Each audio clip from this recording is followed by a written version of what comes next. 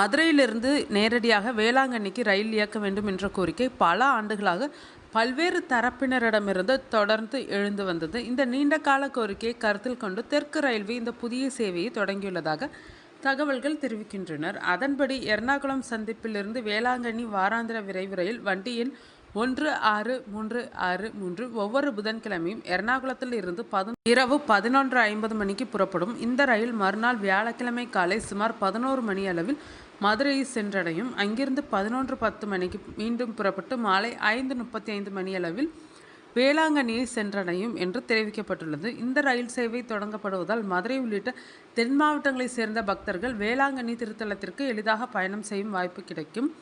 மறுமார்க்கமாக வேளாங்கண்ணி எர்ணாகுளம் சந்திப்பு வாராந்திர விரைவு ரயில் வண்டி எண் 16364 ஒவ்வொரு வியாழக்கிழமையும் வேளாங்கண்ணியில் இருந்து இரவு 7:45 மணியளவில் புறப்படும். இந்த ரயில் மறுநாள் வெள்ளிக்கிழமை அதிகாலை 1:20 மணியளவில் மதுரை வந்து சேரும். அங்கிருந்து 1:25 மணிக்கு புறப்பட்டு அன்று காலை 11:55 மணியளவில் எர்ணாகுளம் சந்திப்பை சென்றடையும் என்று தெற்கு ரயில்வே அறிவித்துள்ளது.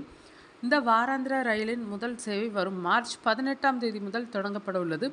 இந்த இரு ரயில்களும் கேரளா மற்றும் தமிழகத்தின் முக்கிய நிலையங்களை இணைக்கும் வகையில் இயக்கப்பட உள்ளனர். இந்த ரயில் கோட்டயம், சங்கனாசேரி, திருவள்ளா, செங்கானூர், மாவேலிக்கரை, காயங்குளம், கருநாகப்பள்ளி, சாஸ்தான்கோட்டை, கொல்லம், குண்டாரா, கோட்டராக்கரை, புனலூர், தென்மலை, செங்கோட்டை, தென்காசி, கடையநல்லூர், சங்கரன்கோவில், ராஜபாளையம், சிவகாசி, விருதுநகர், மதுரை, திண்டுக்கல், திருச்சிராப்பள்ளி, தஞ்சாவூர், திருவாரூர் மற்றும் நாகப்பட்டினம் உள்ளிட்ட பல முக்கிய நிலையங்கள் வழியாக செல்லும் என தெரிவிக்கப்பட்டுள்ளது.